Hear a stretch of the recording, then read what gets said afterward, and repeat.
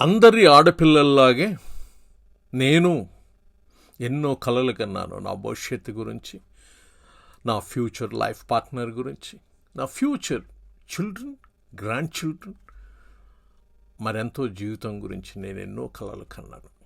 కానీ ఆ కలలన్నిటికీ ఈరోజు అవరోధం వచ్చేస్తుంది. అది క్యాన్సర్ రూపంలో నా జీవితాన్ని సగంలోనే తుంచేస్తుంది.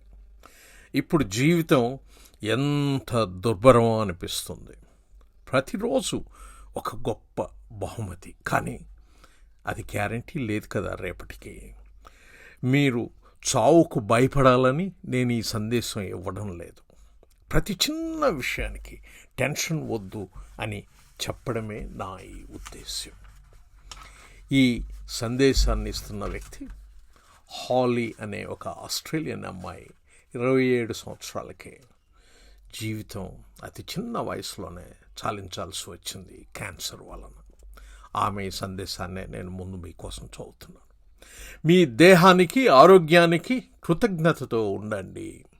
ఆరోగ్యకరంగా తినండి, వ్యాయామం చేయండి. ఇటువంటి ఇబ్బంది లేని చిన్న చిన్న లోటుపాట్లను పట్టించుకోవద్దు. ప్రకృతి ఒడిలో నడవండి, హాయిగా గాలి పీల్చుకోండి.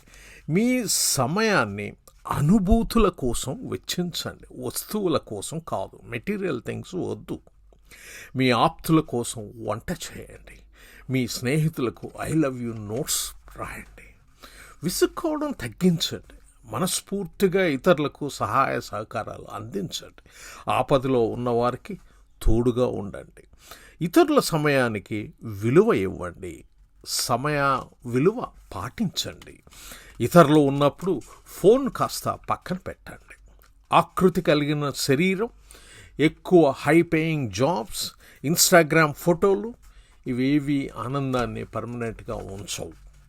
మిమ్మల్ని సంతోషపరిచే పనులు చేయండి. మిమ్మల్ని నీరు కార్చే వాటికి, మిమ్మల్ని డ్రైన్ చేసే విషయాలకి దూరంగా ఉండండి. అదొక్కటే కాదండి, రక్తదానం చేయండి. రక్తదానం అనేది ఒక గొప్ప బహుమతి. నేను ఈరోజు 1 సంవత్సరం ఎక్కువ కాలం బ్రతకగలిగాను అంటే అది కేవలం రక్తదానం వలనే. కాబట్టి